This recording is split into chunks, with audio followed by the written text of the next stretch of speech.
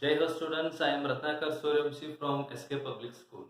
In the last class, we have learnt about how Scotland become the part of United Kingdom or Britain or England we have learnt, and most importantly in that we have learned that which were the important ethnic compositions were there and who opposed the British dominance and then what British did there.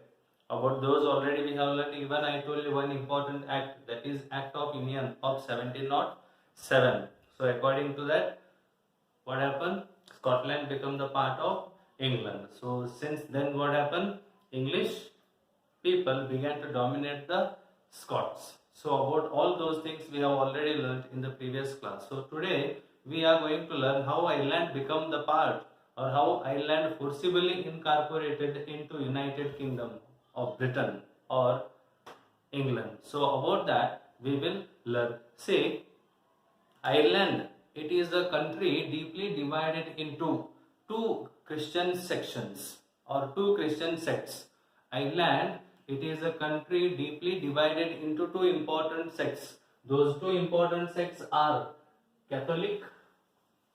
Those two important sects are Catholic and Protestants. Catholic and Protestants. So these were the two important sects. In between these two sections of the Christianity, people of Ireland were divided. Then who were in majority actually at that time? See, Catholic were in majority and Protestants were in minority in terms of population in Ireland. So at this time, as you know that England or the Great Britain, correct no? It is mainly based by whom? By the Protestants. I mean England or Great Britain is mainly based or dominated by Protestants.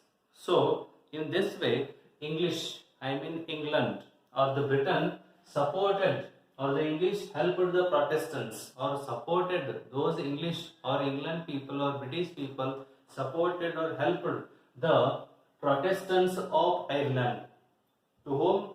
To the Protestants of Ireland to establish their dominance over largely concentrated Catholic people in Ireland. Actually, Catholic people were in majority in Ireland, but because of the support of English, because of the help of the English, the Protestants of Ireland were successfully established their dominance over Catholic in Ireland.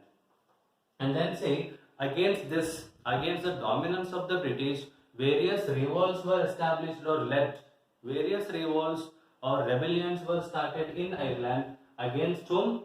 Against the British dominant. And those revolts were led by the Catholic people only because they were under the exploitation. So that's why the Catholic revolts were established, started or began against the British dominance, but all those Catholic revolts were successfully suppressed by the British.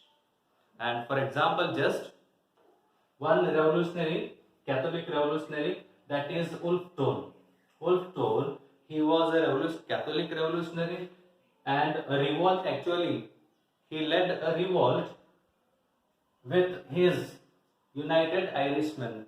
United Irishmen, it is a society or an institution established by Wolfe Tone in 1791. When in 1791, Wolfe Tone established his own society or an institution called United Irishmen. When in 1791. So he too led a revolution with his United Irishmen in 1798 against the British dominance. But his revolt, his rebellion, his fight against the British, his struggle against the British was also failed to eradicate or to overthrow the British dominance in Ireland.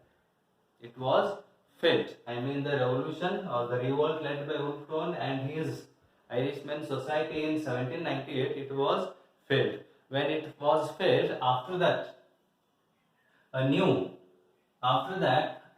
was forcibly incorporated into United Kingdom in 1801. When? In 1801. When the Wolftones revolt was fell in 1798, after that Ireland was forcibly incorporated, I mean merged. Incorporated means here merged. Forcibly merged into the United Kingdom of Britain. When? In 1801. And see, after that a new British nation was forged through a propagation of a dominant British culture. I mean, British actively they began to promote their own culture in Ireland. Through that, they began to establish a new British nation, including Scotland, including Ireland. And for example, just which were those important propagations of British used to dominate the other nations through the British culture? Which were those important propagations? About those also we can see here important point. The symbols of British were actively promoted, and older nations were survived only as subordinate partners to the British country. These become subordinate partners, and there was no independence to the Scotland and Ireland. Both became the part of United Kingdom of Britain. I mean, various symbols were used: Union Jack, national flag, and God Save Our King. It is a national anthem of British. So all these were actively promoted. Even English language, this type, various things were actively promoted in Scotland as well as in Ireland. Through this, both the countries became the part of Britain. In this way, the unification of Britain was completed. So this is the point how Ireland became the part of United Kingdom. So this is the whole concept we have covered here. So the next concept we will take up in the next class. Thank you. Jai Hind.